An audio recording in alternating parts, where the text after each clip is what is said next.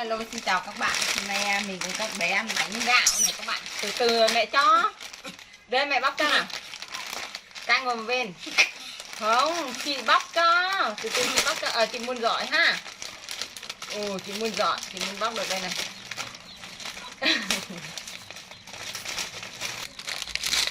Đây mẹ cho này. À. Ui giòn thế. Ngon thế. Ui. Ngon quá. Ngon ơi là ngon. Ngon nhiều. Ngồi quay mặt đây chứ. Ngon thế. Để giòn cục cục nhá. Cho em miếng. Ngon không? Hả? Hả?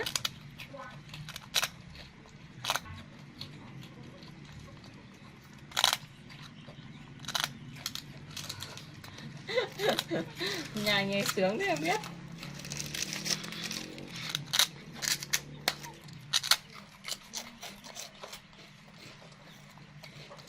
Ngon nhỉ.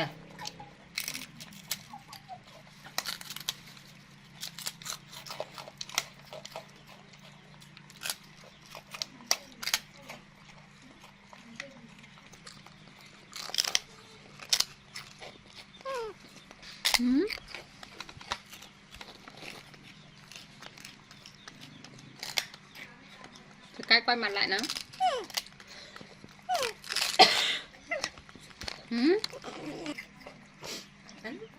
Rồi ăn nói chuyện hả?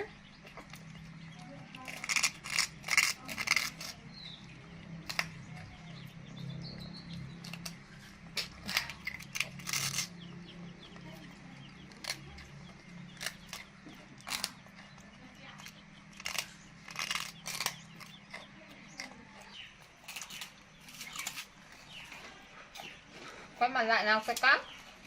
Giỏi quá.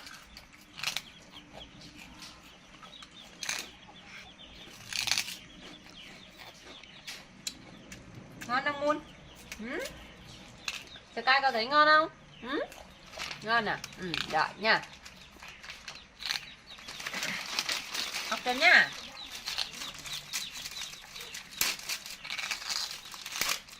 Cho em miếng này.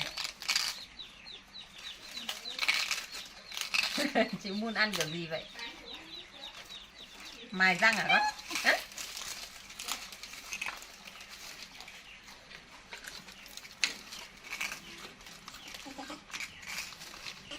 Làm sao? Sao lại cứ túm tóc chị vậy? Ngồi đàng hoàng xem nào. Sky.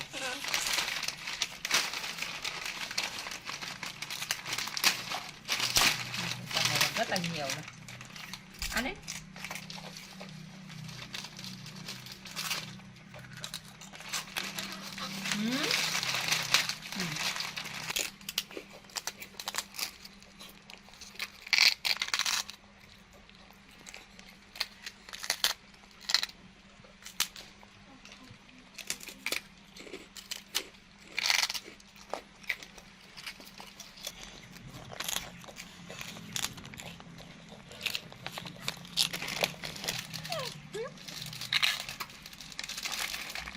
Em làm sao ạ? Bong về nữa. Nào. Về chỗ ngồi nào. Chị Muốn ơi. Quay mặt lại đây nào. Chị Muốn ơi.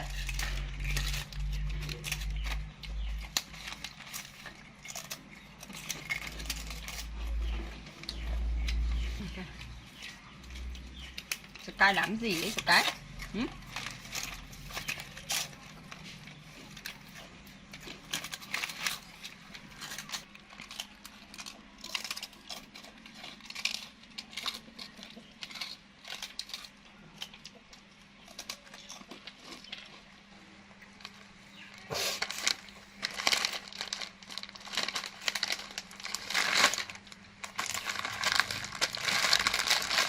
Đưa đây mẹ, đưa mẹ. Này.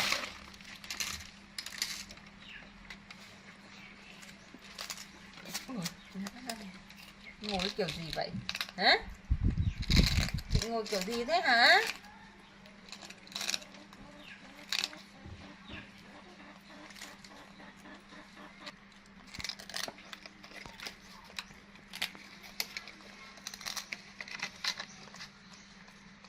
thế mà ngồi sẽ cắt miếng miếng cho mẹ miếng Mun ơi. Sky ngồi xuống bàn nào, không có qua lại ấy. Ngoan nhá. Bắt tay mẹ nào, bắt tay kiểu này à? À bắt tay kiểu này, mạnh khỏe nha.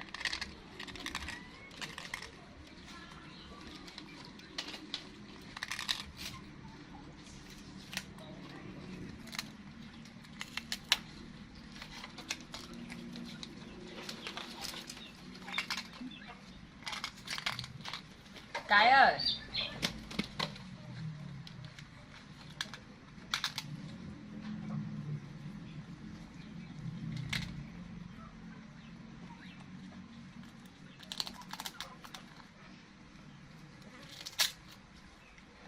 giỏi thế.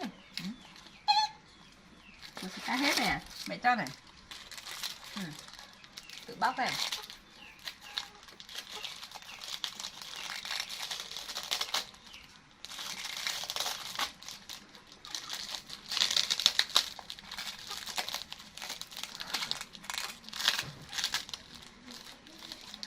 Bóc đi, tự bóc đi. Chị Mun biết bóc à.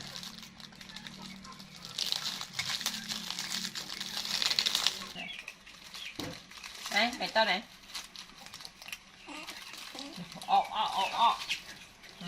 Này, Mun ơi. Quay mặt lại đây nào, Mun nào. Ngồi ngay ngắn đàng hoàng, cứ nhìn gần nhìn xuôi đấy nhỉ. Và video của mình cũng xin tạm dừng ở đây các bạn, và hẹn gặp lại các bạn trong những video tiếp theo nha. Bye bye.